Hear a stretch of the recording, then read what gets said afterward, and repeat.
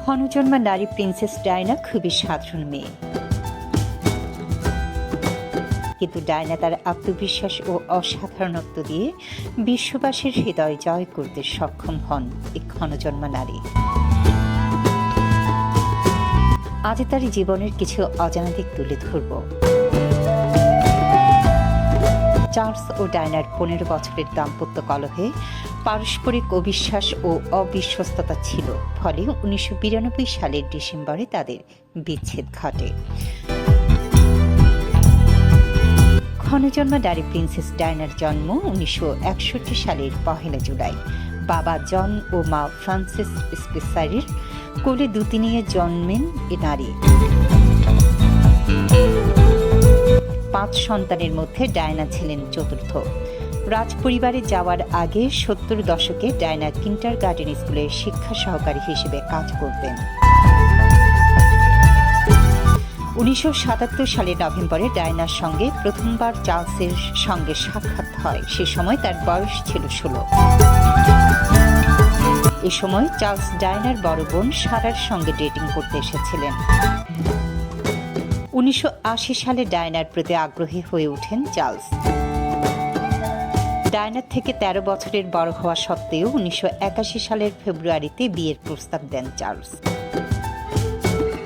এই জুটি 1981 সালের জুলাই মাসে সেন্ট পলস ক্যাথেড্রালে তাদের গাঁটছড়া বাঁধেন।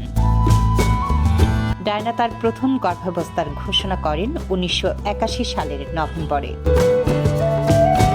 1982 সালে প্রিন্স উইলিয়ামের জন্ম হয়। এর 2 বছর পরে জন্ম হয় প্রিন্স হ্যারি।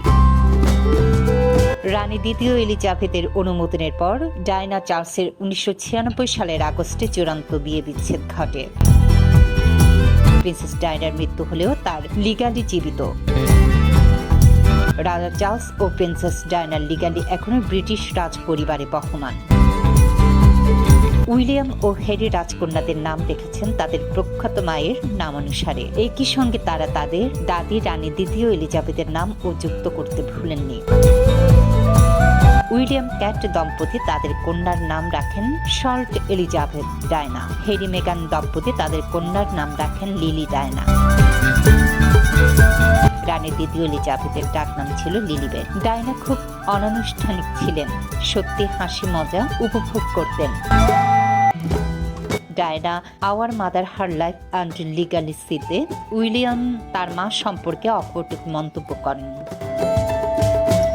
তিনি একজন অন্যতম দুষ্ট মা ছিলেন, কিন্তু তিনি বুঝতে পেরেছিলেন প্রাসাদের দেয়ালের বাইরেও একটি বাস্তব জীবন রয়েছে। ডায়না 1997 সালের 31 আগস্ট প্যারিসে গাড়ি দুর্ঘটনায় মারা যান। তার সঙ্গে ফায়েত ও গাড়ির চালক হেনরি পলো নিহত হন। বলা হয়ে থাকে প্যারিসে পাপারাজ্জিকে এড়ানোর চেষ্টা করতে গিয়ে তার গাড়ি দুর্ঘটনায় কবলিত হয়। তার অন্ত্যেষ্টিক্রিয়া 6 সেপ্টেম্বর অনুষ্ঠিত হয়। ডায়নার মৃত্যুতে বিশ্বে আবেগ ও ভালোবাসার এক করুণ বহিঃপ্রকাশ ঘটে।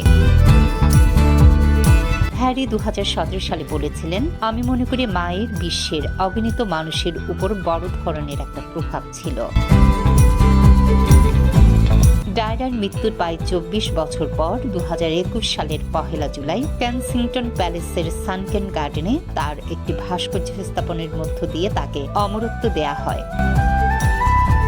ডায়নার 2 ছেলে উইলিয়াম ও হ্যারি তার 60তম জন্মদিনে তাদের মাকে শ্রদ্ধা জানাতে লন্ডনে গিয়েছিলেন।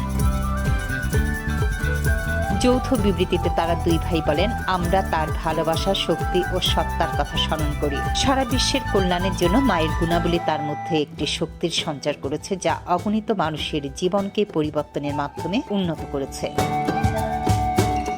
আমরা মনে করি তিনি এখনো আমাদের সঙ্গে আছেন। আমাদের আশা এই ভাস্কর্য চিরকাল তার জীবন এবং তার উত্তরাধিকারের প্রতীক হিসেবে দেখা হয়।